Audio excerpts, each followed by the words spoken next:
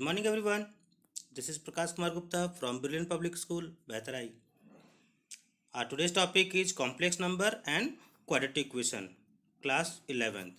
So first of all, we'll see a small introduction about the complex numbers. In the early days, the modern mathematicians people were puzzled by equations like x square plus 1 equals to 0. So the equation looks simple enough, but in the 16th century, people had no idea how to solve it. So this is because to the common sense mind, the solution seems be without meaning. How?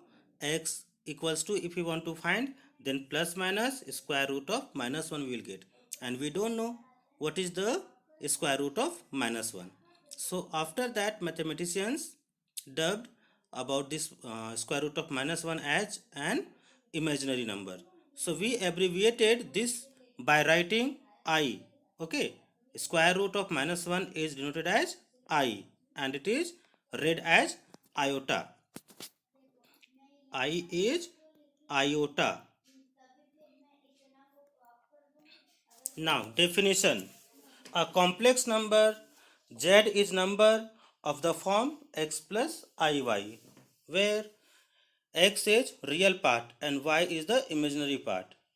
Written as x is equal to real part of z and y is equal to imaginary part of z. I is called the imaginary unit, and as you already know, I is equal to square root of minus 1. If x is equal to 0, then z is equal to what? It's only iy. It's a pure imaginary number. The complex conjugate of the complex number z is equal to x plus iy is denoted as z asterisk, or sometimes we are writing it as z and bar on it. Okay, so this is conjugate, and what we are doing here, imaginary part, we are changing the sign. If it is plus, it will be minus, or if it is minus, then it will be plus.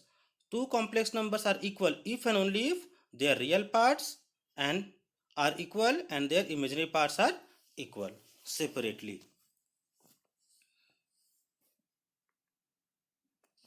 Now, complex number theta is called the argument of the z, and it is denoted by argument of z.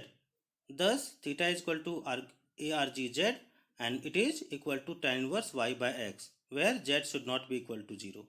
For z is equal to 0, theta is undefined.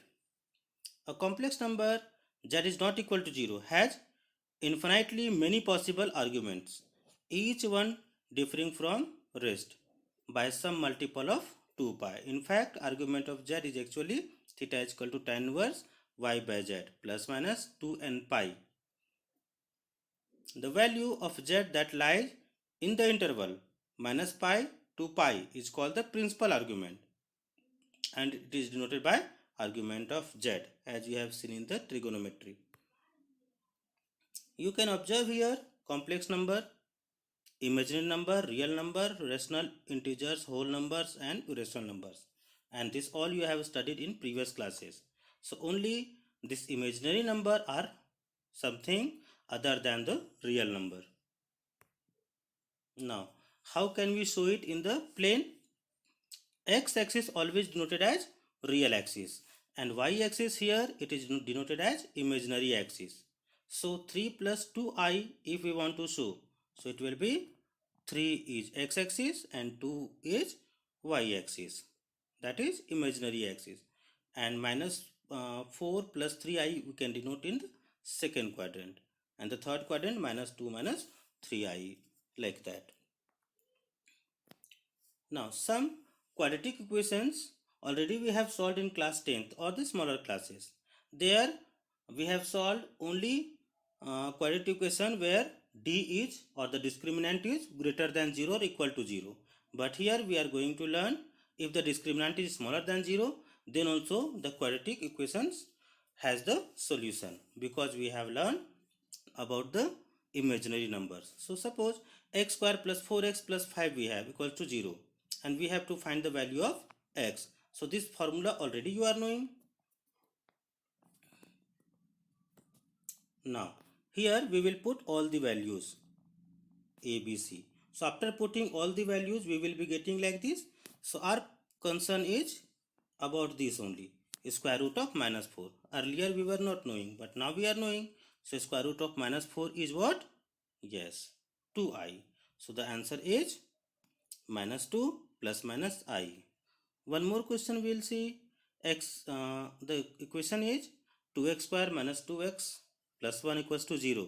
So a is equal to 2, b is equal to minus 2 and c is equal to 1 here, and x is equal to, we are putting the formula and we are getting 1 by 2 plus minus half I. So like this we can solve the quadratic equation where d is smaller than 0. Thank you everyone.